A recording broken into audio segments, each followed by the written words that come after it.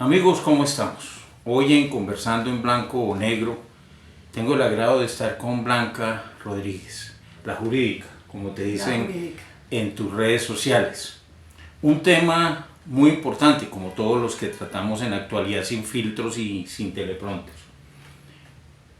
Le hemos dado un nombre o un título a este programa que es Sin ley no hay Estado soberano, para ver ese marco jurídico, ese marco en que los ciudadanos, no solo de Colombia, sino a nivel global, tenemos derechos y tenemos unas normas por las cuales regirnos dentro de la sociedad. Y por eso tenemos hoy a Blanca. Blanca, abogada, madre, profesional, y nos puede encauzar dentro de ese término de la ley. Claro. Entonces, vamos a explorar este tema, Blanca, a ver cómo hacemos racionalizar a la audiencia, primero que todo, y de pronto, o no de pronto, verdaderamente necesitamos hoy en día conocer esos parámetros y principios que nos rigen en una sociedad. Claro que sí.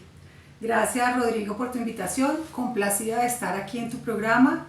Y bueno, arranquemos. Así como dice ella, arrancamos. Dentro del título que le hemos dado, sin ley no hay un Estado soberano, ¿cuáles pueden ser para interpretar las consecuencias de hoy en día en esta sociedad que vive el no estar dentro del marco de la ley? Porque vemos, por ejemplo, la impunidad.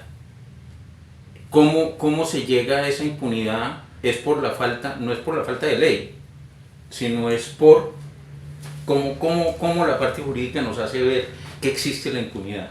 Bueno, ¿es un error de la democracia? Bueno, yo quisiera primero que todo contarte a ti y contarles a quienes nos están viendo el origen de las leyes. ¿Por qué nacen las leyes? Resulta que la humanidad en algún momento tuvo un estado de naturaleza salvaje. Cuando la humanidad empieza a deshacerse de ese estado de naturaleza salvaje, empieza a vivir en comunidades, porque se da cuenta que necesita de la sociedad, ser socialmente compatibles, unirse para tener ciertos objetivos y ciertos logros. Y es allí mismo donde esas comunidades que empiezan a formarse se dan cuenta que para poder terminar de salir de esa naturaleza salvaje deben de hacerse regir por algún tipo de normas o de leyes. Para poder convivir. Para poder convivir. Sobre todo leyes que en principio fueron muy simples, fueron muy fáciles. No robar, no matar, muy simples. Y así fue desarrollándose la ley hasta lo que encontramos hoy en día, teniendo en cuenta que existen muchas fuentes de derecho y también existen diferentes formas de derecho según de dónde sea el origen y le haya servido de inspiración, por decirlo así, a diferentes países. ¿Teorías de derecho o ideologías de derecho?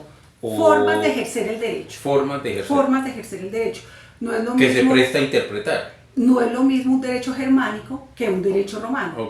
Hoy en día ya el derecho tiene diferentes, han confluido diferentes formas de ver el derecho, pero uno podría decir que existe una columna vertebral en el derecho germánico y en el derecho romano.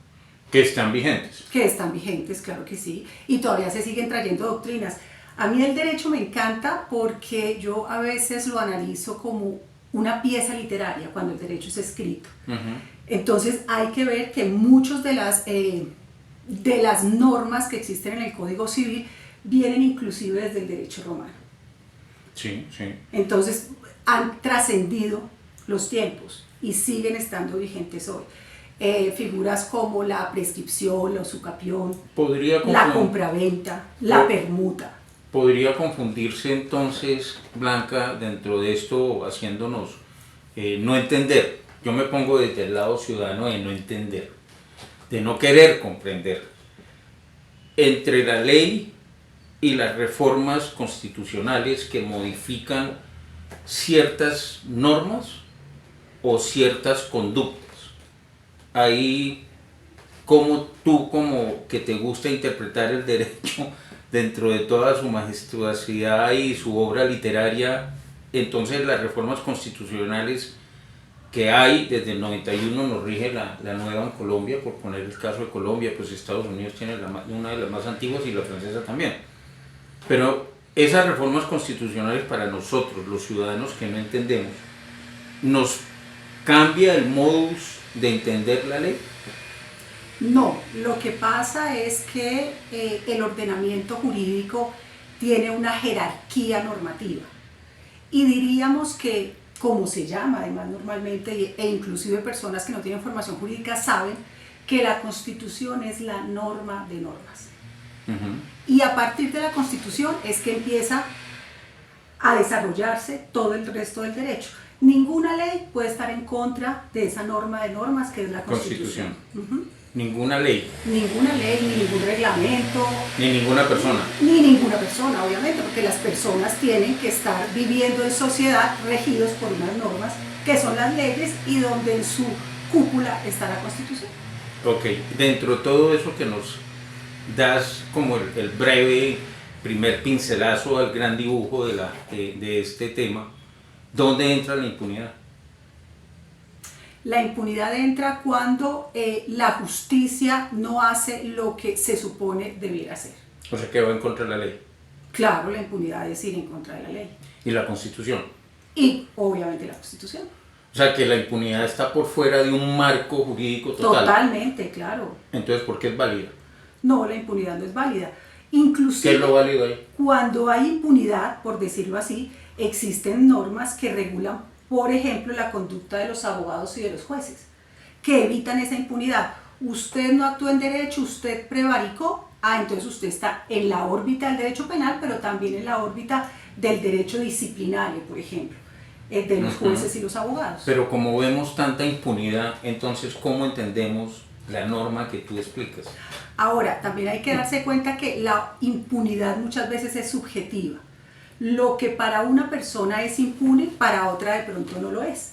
Entonces, si en un proceso judicial de naturaleza penal alguien es absuelto de una conducta, entonces la contraparte que lo denunció muy seguramente va a alegar que ahí hay una impunidad. Okay. Para no enfrascarnos en este tema, pero que es un tema muy caliente, que nos lo preguntan en las mismas calles y en algunas reuniones. Aquellos que no fueron siquiera juzgados y están dentro de un proceso que le llaman una justicia especial. Si no existe esa impunidad hasta no ser juzgados, ¿por qué son impunes? Y me refiero a los senadores del partido FARC Comunes. Pues... sin ser juzgados. Claro, bueno, ya son temas políticos, pero podríamos decir ¿Políticos que o judiciales? Ambas cosas, Okay. Pero seguramente el proceso judicial se desprende de un proceso político que llegó que llegó a determinar que va a existir una normatividad y una jurisdicción especial para esta clase de situaciones cuando se hacen con miras a lograr un proceso de paz y a lograr la paz.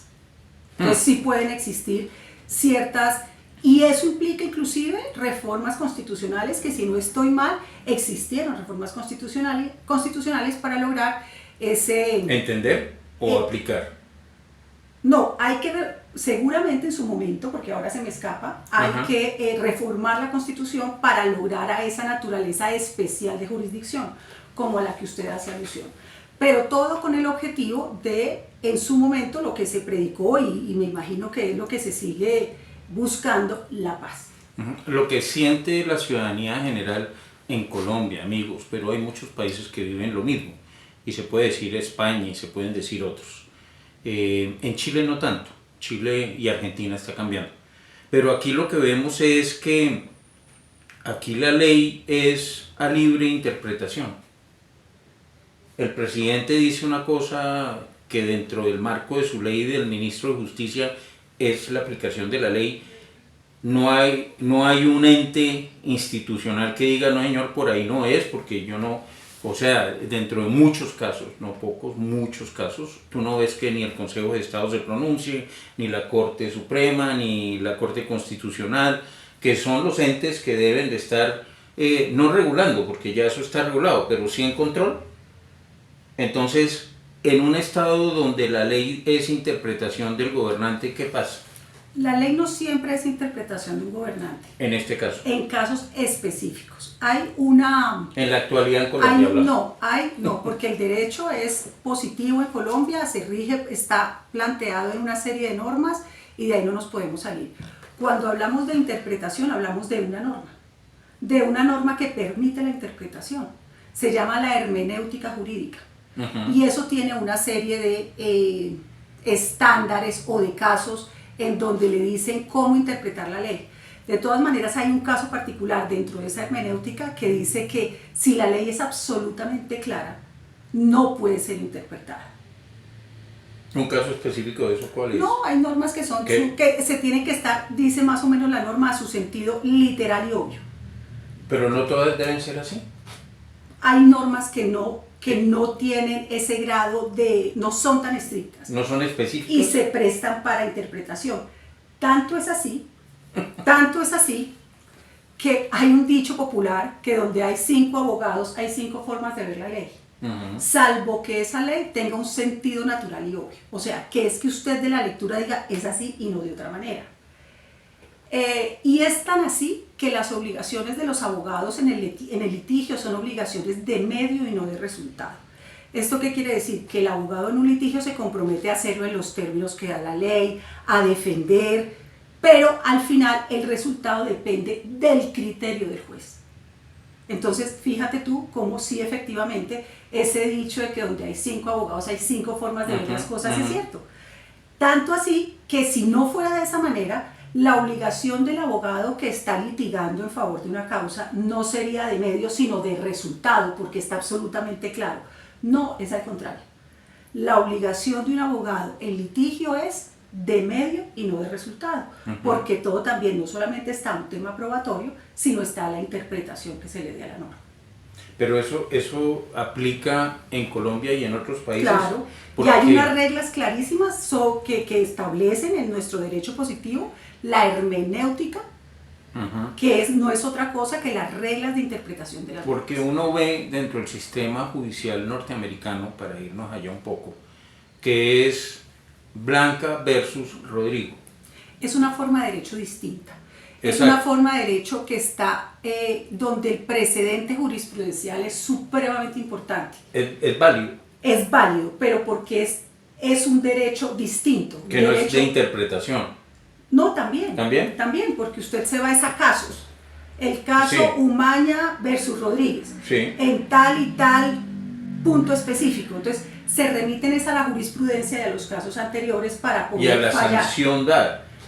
Y a la sanción dada, pero también eso depende de muchas cosas. Sí, sí, claro. Depende, por ejemplo, allá los jueces son distintos, ¿no? Son una especie de jurados de conciencia. Si usted ha visto las películas gringas donde son ciudadanos que no están a ser parte de un jurado. Que no pueden conocer. Es distinto. Y estar relacionados. Es distinto. ¿Por qué eso no existe acá? Porque es una forma de derecho distinta. Y- Ese es un derecho anglosajón, ese es un derecho consuetudinario, es un derecho distinto. El nuestro es un derecho romano. Y Blanca, dentro de todas estas reformas que no mejoran, pero que atrasan o modifican lo que ya funciona, ¿a alguien se le ha ocurrido dentro de esas reformas irnos un poco a ese derecho anglosajón? Sí, han empezado a existir ¿Tendencias?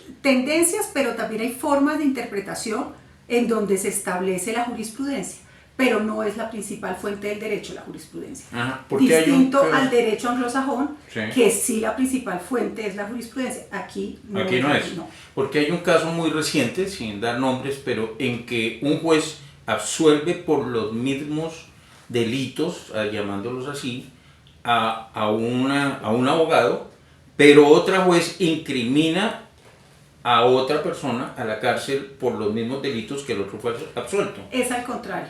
Yo A creo ver. saber cuál es el caso al que tú te refieres. No, si no sabemos de eso, El- está de moda. Una juez condena a un ciudadano Sí, y el otro juez también condena a un ciudadano. pero lo absuelve. En los dos casos está condenado. Lo que pasa es que al uno le dicta una prisión Medida. domiciliaria y al otro lo deja terminar de defenderse en libertad. Ujú. Esa decisión de por qué el uno tiene prisión domiciliaria y el otro puede seguir defendiéndose en libertad también depende de muchas circunstancias legales. de muchas, del grado de exposición pública, de muchas otras cosas que hacen que un juez de la persona frente al otro, de la persona y de su entorno y de lo que esa persona significa para la sociedad. Okay. Entonces, por eso la decisión de la pena, de cómo se va a ejecutar esa pena, puede ser diferente en uno y otro caso, porque depende de quién es la persona, su entorno, sus relaciones, sus influencias. De quién sea. Exacto. Okay. Hay unos temas que pueden ser calientes o no calientes. Pero en los dos efectos fueron condenados. Bueno, hay un tema que rondea en la sociedad colombiana y es, Blanca, una persona imputada, ¿qué tan libre es dentro de la sociedad? En el derecho penal, yo no soy penalista, pero en términos generales el derecho penal también tiene como etapas. Entonces una cosa es el imputado, otra cosa es el acusado y otra cosa es el condenado. Uh-huh. Pues existen normas, porque también depende de cada caso particular, donde un imputado puede defenderse en libertad. Y otros casos particulares por el delito que se está cometiendo, por los antecedentes de esta persona, por su carrera profesional, que debe estar privado de la libertad. Ajá. Yo le pongo un ejemplo. A ver. Alguna vez yo conocí un caso donde una persona estuvo detenida por un tema de contratación estatal. Tenía algún cargo importante en una entidad del Estado en contratación y esta persona no pudo defenderse en libertad en principio. ¿Por qué no se pudo defender en libertad? Porque en alguna parte de la norma da a entender que dada su capacidad, que usted es uno de los mejores en lo que hace, usted no pudo haber cometido ese error. Y entonces usted no se va a poder defender en libertad. Una de las causas era esa, le decían, usted sabe demasiado del tema, es una de las personas que más sabe de este tema en el país. Tenía el conocimiento para no cometer el error. Entonces, pero pudo haber sido inducido al error. Eso ya lo tiene que demostrar en el proceso. En el proceso. Y la pregunta viene en esto porque en toda reunión social sale la pregunta, o que el ciudadano colombiano se pregunta hoy en día, pero ¿por qué tanto que está investigado, que está denunciado, que está en prejuicio o no, está actuando dentro de la vida política, dentro de la vida diplomática o en cargos del Estado, cuando debe ser un impedimento? O sea, si yo estoy investigado por corrupción, pues no puedo estar ejerciendo una cartera en un gabinete porque tengo un antecedente. No ¿sí? lo tiene. No tengo el antecedente. No. Tengo la denuncia, pero no el antecedente. Exactamente. O sea, una denuncia no es Recuerda que existe la presunción de inocencia. Todos somos inocentes hasta que se demuestre lo contrario. ¿Qué quiere decir esto? Hasta que se ha vencido en un juicio. ¿Y qué es un juicio? Hasta la segunda instancia. En el caso particular que tú planteas, una persona puede estar en etapa de investigación, pero todavía no ha sido condenada. Entonces no está dentro de las causales de impedimento y recusación, de impedimentos o de inhabilidades que establece la ley. Entonces, si, por decir algo, mi vecino está siendo investigado por un peculado, por decirlo así, uno diría, investigado no, el vecino no, mire que el vecino salió en todas las noticias, el vecino no puede estar, pero no, el vecino no ha sido condenado y la causal de inhabilidad es haber estado condenado. Eso abre una posibilidad a mucha acción delictiva. No porque es la presunción de inocencia. La presunción de inocencia es una columna vertebral en el Estado. Yo te voy a poner otro ejemplo. El 90% de los funcionarios públicos que han ejercido cargos de dirección tienen algún tipo de investigación. Y sería una vulneración a su derecho al trabajo que en etapa de investigación no pueda acceder a otro cargo público. Claro, y muchos de esos son inclusive denuncias temerarias o falsas. Otro ejemplo en la contratación estatal que es tan evidente. Están en una licitación. Se llega el día de la audiencia de adjudicación. Se lo ganó Umaña, esa licitación, el objeto, la ejecución de ese objeto contractual se lo ganó Umaña. Rodríguez quedó furiosa. Yo quedé furiosa porque no gané. Entonces pienso, no, es que aquí eso seguro había aquí una componenda, seguro aquí no sé qué, yo presenté excelentes mis pliegos, eso estaba direccionado, y le pongo denuncias respectivas al jefe de la entidad, a la jefe de contratos, a la jefe jurídica. Entonces están investigados, tienen que acudir a la fiscalía, tienen que acudir a la procuraduría, tienen que acudir a la contraloría a defenderse. Entonces uno dice, si esos procesos demoran 6 años para que sean al final absueltos y exonerados, ¿cómo se quedan sin trabajo? Casos delicados, amigos. Delicados porque todo abogado tiene su respuesta. Y son respuestas que están basadas en los códigos, en las leyes, en las normas. Claro, porque hay unas normas específicas que hablan de causales de inhabilidad, causales de conflictos de intereses, y esas causales son taxativas y no pueden, ahí sí usted no puede interpretarlo de una manera distinta. ¿Cómo lo ven? ¿Qué opinan? Ahí sí ya quedamos sujetos ¿a qué? Quedamos sujetos a que es la norma y es la presunción de inocencia. O sea, todos somos inocentes. Hasta que se demuestre lo contrario y la persona sea vencida en juicio. ¿Y no se puede cambiar eso? ¿Que Pues, todo el mundo es culpable hasta que se le pruebe lo inocente? ¿Usted se imagina nosotros aquí hablando entre culpables hasta que nos demuestre que somos inocentes? ¿No sería una forma? No, eso es es ese... Pero por ejemplo en el caso de la violencia intrafamiliar. Esa es una norma, abre la la presunción puerta. de inocencia tiene inclusive orígenes en normatividades de los derechos humanos que están por encima de la misma Constitución. Bueno, ese es un tema para otro programa, esos derechos humanos. Pero por ejemplo en el tema que tú dices de presumir la inocencia hasta que no se demuestre lo culpable, y en la violencia intrafamiliar la señora abre la puerta, tiene el ojo reventado, rasguñada, abre la puerta y sale el otro y dice yo no fui, hijo, se dio contra la puerta. Entonces él es inocente hasta que demuestren que la puerta sí le dio el totazo a la señora, o la credibilidad de la señora demandando al agresor. Eso debe estar sometido a un juicio como a cualquier juicio. Y el del juicio se establecerá si el señor tuvo la responsabilidad o no la tuvo. Como mujer y como abogada y como ciudadana y como aspirante a muchos cargos o a un cargo que quieres dentro de tu carrera profesional y política, o sea, tú contemplas la inocencia dentro de un derecho. ¿Sí? ¿No? La inocencia es un derecho. La presunción de inocencia es un derecho. Es un derecho. Claro. Así lo cojan como los cojan.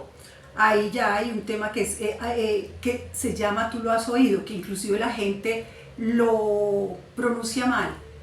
Es capturar o ver a una persona en estado de flagrancia, que es en el acto. No, eso ya es diferente. Que la gente trata de decir, lo cogieron infraganti. Pero hoy viene la famosa frase que dice, pero viene la famosa frase, no es lo que tú crees que está pasando. No, ya con la flagrancia ya es... Ya esa frase no funciona. No, ya es distinto, y por eso son procesos que son expeditos, donde funciona muy rápido, pues es que fue capturado cometiendo el acto. En el hecho. Bueno, ahora conozcamos un poco, ya vimos los rasgos jurídicos de Blanca, pero ahora quiero entrar a Blanca Rodríguez, la mujer, la que tiene, podemos decir, un sueño, una aspiración dentro de este país a poder que seamos mejores. Total. A podernos reencauzar. Y eso es a corto plazo, porque eso sí. Estás ya sobre ese camino, sí. Sobre esa ruta. Cuéntanos un poco de este, no proyecto, yo no le llamo proyecto porque ya te dije una vez, si alguien sé que es digno de caminar ese trazo, es Blanca Rodríguez, y de verdad que cuenta con todo mi apoyo y de aquellos en los cuales yo pueda tener influencia. Cuéntanos un poco de ese camino que vas a recorrer ya, que inició ya. Bueno, es un camino mejor dicho, inició hoy. Es un camino que voy a recorrer con todas las dificultades que implica tener esta clase de aspiraciones en un país como Colombia. Yo fui madre muy joven, yo tengo una historia que contar, yo fui madre a los 16 años, cuando uno es madre a los 16 años, seguramente es un adolescente en riesgo, ¿no? Esta mujer va a fracasar en la vida. Pero diferente a otros adolescentes, yo conté con una red de apoyo familiar, una red de apoyo académica. Recuerdo en ese momento mi madre, mi abuela, mi tía. Pude graduarme de bachiller con honores. La rectora de mi colegio, que también me dijo: Blanca, tú eres una gran estudiante, independientemente de tu embarazo, te vas a graduar de bachiller. Después en mi universidad también tuve toda una red de apoyo para poder lograr lo que logré y ser la mujer que hoy soy. Yo soy Blanca Rodríguez, abogada, especialista en Derecho Administrativo, especialista en Filosofía del Derecho, magíster en Derecho con énfasis en Derecho Público, con una trayectoria de casi 30 años en la administración pública. La política a mí siempre me ha llamado la atención. He tenido un liderazgo como innato, desde el colegio, la universidad, las causas, que un compañero, por ejemplo, en alguna oportunidad van a expulsar a un compañero con unas situaciones personales supremamente complicadas, que esa expulsión del colegio le significaría ahondar en sus dificultades personales. ¿Por qué mejor no lo dejamos en el colegio y lo ayudamos a superar sus temas personales? Esa fue tal vez la primera defensa exitosa que tuve en mi colegio. Aspiro que ese muchacho hubiera valorado esa defensa que hice y se hubiera graduado de su bachillerato, y hoy sea un profesional, y lo que pasó en su adolescencia hoy no sea sino una anécdota. Hice un ejercicio al Consejo de Bogotá en el año 2003. No gané la curul, pero me fue muy bien. Allí fui a estudiar liderazgo político en Washington, pero vienen circunstancias relativamente también propias de un país como Colombia. Me divorcio y viene toda la etapa de sacar adelante a los hijos. Tengo 2 hijos maravillosos, profesionales, inteligentísimos, supremamente capaces. Y mi vida fue dedicarme a sacar adelante a estos hijos, trabajar. Ellos, gracias a Dios, lo hicieron con lujo de detalles, pero siempre con la inquietud de los problemas de Colombia, de las dificultades de Colombia, de las injusticias que se cometen en Colombia.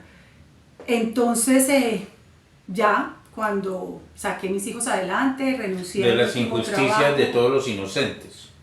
Injusticias de todo lado. De todos los Colombia inocentes. es un ¿Por qué país no les han probado? injusto. Jurídicamente, Álvaro Gómez Hurtado decía que la justicia que es lenta no es justicia. Y eso es cierto. Y estamos en una justicia supremamente pero lenta. También la cantidad de injusticias sociales, ¿no? Uno llega, una mujer como yo, de clase media, pero media, yo creo que casi tirando a baja, para poder salir adelante, tener los estudios que tuve, se necesita de un esfuerzo humano supremamente grande, de querer hacer. Quererlo hacer, pero además contar con suerte en unas redes de apoyo. También. Lo más seguro es que un adolescente en riesgo y en dificultades no tenga las redes que yo tuve de apoyo, que les digan: no, mire a ver qué hace, salga a trabajar, mire a ver qué se inventa, o familias que no existen. Entonces, ahí viene, por ejemplo, una serie de injusticias, de conflictos, temas sociales. Yo trabajé en el Cauca, yo trabajé en el Incoder y pude darme cuenta de ese conflicto de tierra impresionante que hay entre comunidades afro, indígenas, campesinas, que en realidad es un germen en la violencia de Colombia. Total.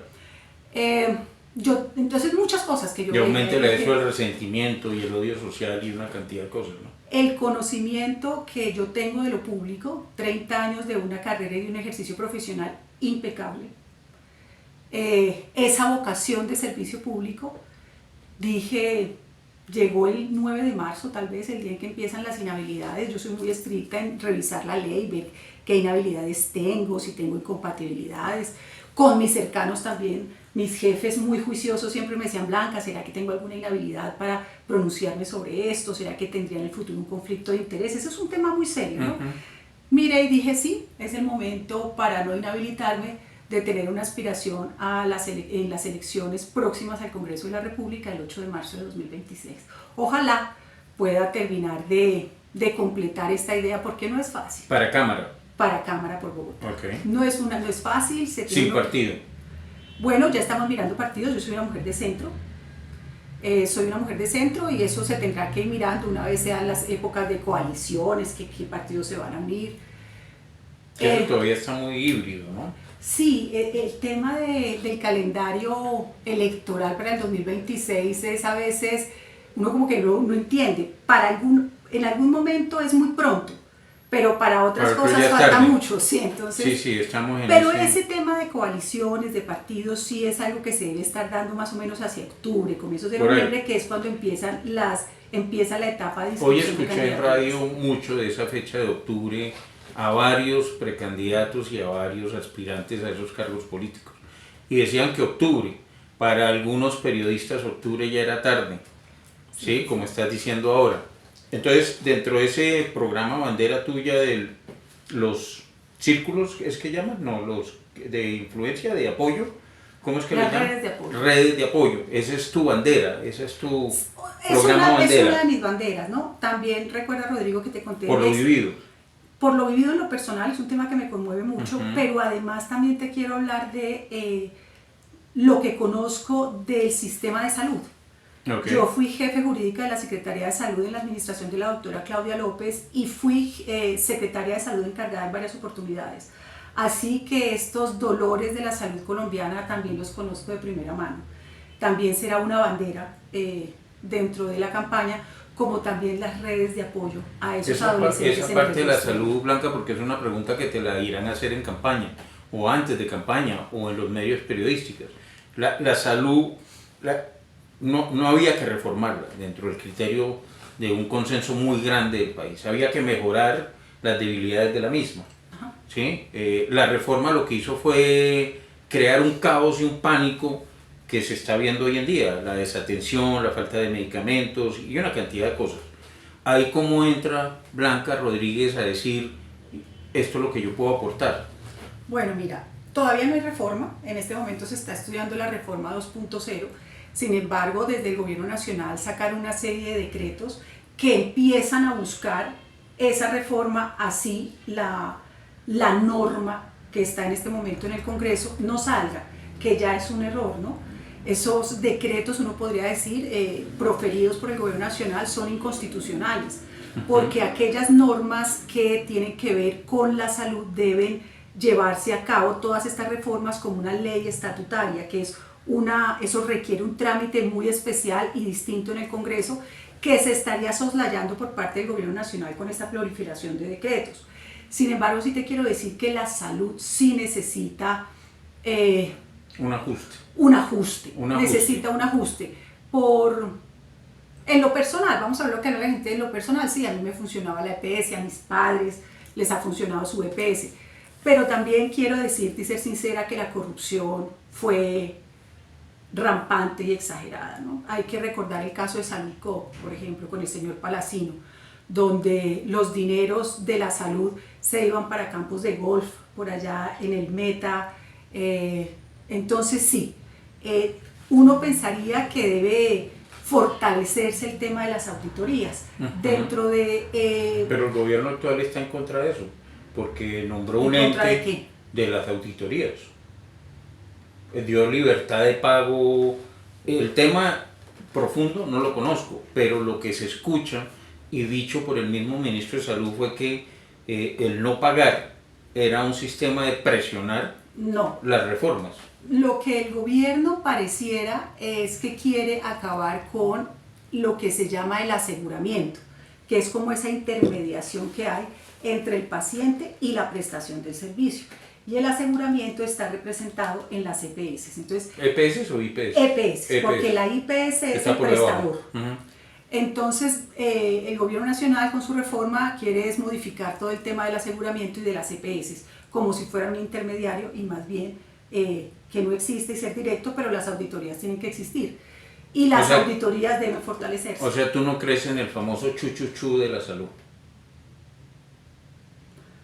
No creo, no, claro, la salud en este momento está en una crisis. Y ¿crisis o caos?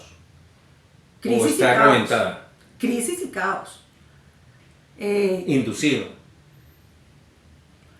inducido a través de una serie de decisiones que ha tomado el gobierno nacional por encima, como hablábamos al principio, de la Constitución y de la ley. Exacto. Ahí no hay un marco institucional que pueda decir, veo, esto no es por ahí, y ¡prum!, lo frene. No hay un marco jurídico que frene. Claro que lo hay. ¿Y hay. por qué no lo aplican? Inclusive yo en algunas partes les dije a algunas agremiaciones médicas que acudieran a un medio de control, se llama en el derecho administrativo, en el procedimiento administrativo, un medio de control que es el de la nulidad. ¿Y te hicieron caso? No. Pues hasta ahora no sé que me hayan hecho, no sé si me han hecho caso o no, pero pues uno podría pedir porque la nulidad de esos decretos y pedir también la suspensión provisional de la ejecución de los decretos. Claro, entonces no hay que esperar 10 años a que en última instancia decida el contencioso administrativo sobre esa nulidad, sino que con la suspensión provisional, que eso sí es casi que inmediato, es una decisión que tiene que tomar ahí mismo el juez, diga, se suspende provisionalmente la ejecución de estos decretos. Y ahí ya pararía la ejecución de esos decretos con los que el gobierno nacional quiere de manera paralela ir reformando la salud, el sistema de salud de los colombianos.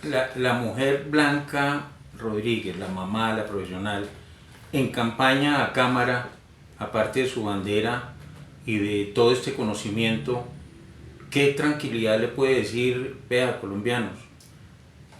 En Cámara yo voy a ejecutar y voy a luchar por estos planes. ¿Cuáles son específicamente hoy que lanzas tu candidatura? Primer voto. Muchas gracias. Bueno, el primer voto fue el de mi padre, que es Bogotá. Segundo, entonces. ¿Y de tus hijos? Bueno, tengo un hijo que vive en Barcelona, no va a poder votar por mí. ¿Pero tu hija? Mi hija sí. Ya, listo. Entonces es el tercer voto. Tercer voto, listo. Bueno, hay que tener claras cuáles son las funciones de un congresista, ¿no? Cuando un congresista empieza a hablar de voy a pasar por aquí una vía, voy a traerles aquí más luz. Promesas. Eso no lo puede hacer un congresista. Un congresista hace leyes y hace control político. Lo que yo sí me puedo comprometer con quienes nos oyen, con los colombianos, es a proponer leyes que sigan cerrando brechas sociales enormes, que en realidad son brechas que también son causa del enorme conflicto y la violencia que se sufre en este país. Y también en hacer un control político estricto a los funcionarios del gobierno, que son sujetos de esas clases de controles. Porque lo que sí no puede seguir pasando, doctor Umaña, es que la gente llegue a los cargos para enriquecerse. Sí. Oiga, doctor Umaña, yo no sé si será mi Pero turbano. Es que ¿cuánto te cuesta llegar a un cargo? Mire, no sé si será mito urbano o será cierto, o será un mito urbano, pero me dicen que cobran por los puestos. Sí, claro. O sea, que usted para acceder a un cargo público no importa que usted sea Blanca Rodríguez, que no abogada, especialista, no. magíster, no importa, ese cargo usted nos tiene que pagar 12 mil millones de pesos. Sí, y se está viendo más en este gobierno que en los anteriores. ¿Sí? No, yo en los anteriores también conocí unos casos nefastos. Pero en este es que ya está... en los anteriores, mire, yo trabajé, las nóminas le voy a poner paralelas un son... ejemplo, para no decir presidentes. Yo tenía un cargo directivo hace un tiempo y el jefe de la entidad tuvo una dificultad y terminó preso, después lo exoneraron. Entonces el presidente de la época dejó encargado a un ministro de esa entidad descentralizada donde yo trabajaba. Ese ministro me llama y me dice, Blanca, yo no tengo mucho tiempo de estar pendiente de esa entidad, usted póngase la camiseta y me pasa informes. Le dije, listo, ministro. Resulta que entre esas cosas el ministro me llama y me dice, oiga, mija, ayúdeme a esta hojita de vida, que es de el hermano del presidente, es de un abogado hermano del presidente. Ayúdeme con esa hojita de vida, que eso el hermano del presidente me llama todos los días a pedirme que le ubique a esa persona. Entonces yo le dije, pero ¿qué requisitos? Muestre a ver si cumple requisitos, tal. Bueno, paralelamente surgió en el país una serie de chismes y también de noticias sobre que los familiares de ese presidente intrigaban por contratos y por notarías. Ya lo identificaste. Para esa misma época.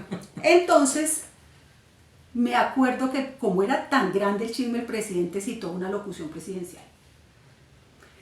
y sentó a todos sus ministros alrededor. Yo lo vi así. Y dice, yo juro que ni mis hijos, ni mi familia, ni nadie ha venido a intrigar ni por contratos, ni por puestos, ni por notarías. Que mi entorno es limpio. Y que aquí cada ministro les va a jurar sobre una Biblia, que es así. Y cogió ministro por ministro, me acuerdo que yo juro ante Dios tal que yo no nadie de la familia del señor presidente ha venido aquí a pedirme tal. Y el ministro que me dijo a mí, mija, con esta hoja de vida, y porque mi hermano el presidente me tiene seco, también juró. Dijo, yo juro por Dios y por... O sea, esto es terrible. Le voy a contar en ese mismo gobierno otra historia. Yo descubrí la falsedad de un jefe mío en un documento. Y fui y hablé con el ministro. Le dije, ministro, mire esta falsedad de este tipo. Usted no se imagina al proceso y a lo que yo me vi enfrentada por denunciar un tipo de estos. O sea, la mala era tú. No, pues me echaron del puesto. Ah, caray. O sea, yo digo que en Dinamarca yo hubiera sido después la ministra. No, pues se me olvidó que estaba en Cundinamarca. Y resulta y pasa que al señor lo sacaron y tuvo su proceso judicial penal y todo. Pero Blanca la echaron del puesto. La que sufrió la consecuencia del denuncio. Porque un clan político de determinada región del país pidió mi cabeza por haber denunciado la falsedad de un señor que evidentemente iba a llegar a enriquecerse en ese cargo. Esa es mi trayectoria, por eso es que yo digo, esto, me decía alguien en días pasados, es que esto tiene que cambiar. Yo le dije, claro, eso tiene que cambiar desde hace 200 años. O es que hace 4 esto eran ríos de leche y miel. Aquí las inequidades, las dificultades, la corrupción ha existido siempre y de manera aberrante. Y va a existir. Y va a existir porque se volvió un modus operandi de vida. Yo te quiero contar otra cosa. La mermelada. Yo trabajé en la administración pasada del distrito, inclusive me iba a quedar en esta, pero preferí renunciar. En la administración pasada del distrito yo trabajé y manejamos el COVID, acuérdate. Yo manejé jurídicamente todo el tema del COVID, porque éramos Secretaría de Salud. Ahí sí que fueron retos jurídicos, eso sí es otro programa. Sí. Ese es otro programa. Le llamaremos así, los retos jurídicos. Porque es que le ponemos nombre, el derecho positivo del que hemos estado hablando en este espacio no servía en un tema como el COVID, porque es que el COVID usted tenía que tomar decisiones ya, o si no, esto se nos salía de las manos. Yo también le quiero contar que, contrario a esa administración donde me echaron por descubrir la falsedad que el ministro juraba que no llegaba los hermanos o la familia del señor presidente a pedir cosas, yo manejamos con el secretario de Salud de la época 8 billones de pesos y 20.000 personas que integran el sector salud en lo público en la ciudad. Nunca recibí yo como jefe jurídica una llamada, una insinuación para que yo decidiera algo, nada, doctor Mario. Yo tengo esperanza de todas maneras de que si hay gente buena, hay políticos buenos, hay funcionarios buenos, tengo la convicción de que son la mayoría y que esto poco a poco... Lo que pasa es que la credibilidad se perdió. Ya la gente, el común de todos nosotros, no creemos en el político, que perdió su esencia de servicio. ¿Sí? Sí, y por algo que tú hablabas anteriormente, el costo de llegar al cargo político. Imagínate... Que cuando te cuesta casi ojalá. 1.000 millones. Yo me voy a enfrentar, yo voy ahora por donde mis amigos, voy a decirles, oye, aquí mire, desde el colegio, yo me gradué del colegio hace 20 años. 35 años. Gracias. 35 años. He ubicado a mis compañeros del colegio, así es que he hecho mi campaña, he buscado a mis compañeros de universidad, la rectora del colegio que con mi barriguita me dijo, tranquila que de aquí te vas a graduar, gracias a Dios todavía vive, doña Lilia. Los he buscado a ellos con un año de anticipación a la fecha electoral, que es el 8 de marzo de 2026. Me voy a enfrentar a gente que va a salir 2 meses antes. Ellos dicen hacer mercado, que es sacar el dinero de los barrios para comprar los votos. Me voy a enfrentar a personas que van a manejar 5.000, 8.000, 10.000 millones de pesos para ser elegidos representantes a la Cámara. Entonces yo también pregunto, y me he hecho también como ese reto, también quiero hacerme el reto. ¿Cuántos votos puede sacar una mujer como yo? Que no tiene 10.000 millones, ni 100 millones, ni 10 millones, ni 5 millones. Que tiene amigos como tú, que le pueden abrir un espacio para contar lo que piensa, su vida, su historia de vida. ¿Qué posibilidades tiene una mujer como yo de sacar un número de votos importante en una elección de esas por encima de... ¿Cuál es tu umbral para Cámara? Depende. Depende en Bogotá.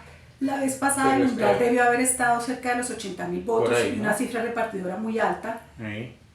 Porque tú eres solo votación Cundinamarca. Bogotá. Solo Bogotá. Solo Bogotá.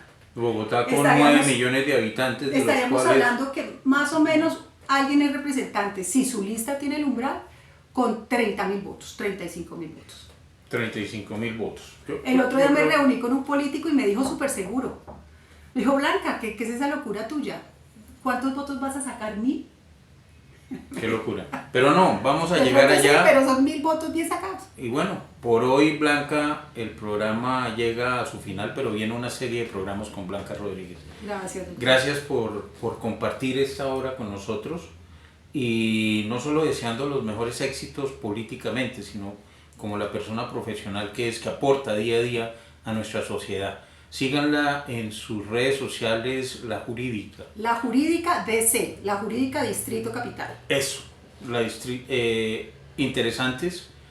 Ahí fue, donde yo comencé a conocer a Blanca Rodríguez, la mujer y la profesional que hoy tenemos aquí en Conversando en Blanco y Negro. Así que hasta un próximo programa. Muchas gracias. Gracias, doctor Umaña.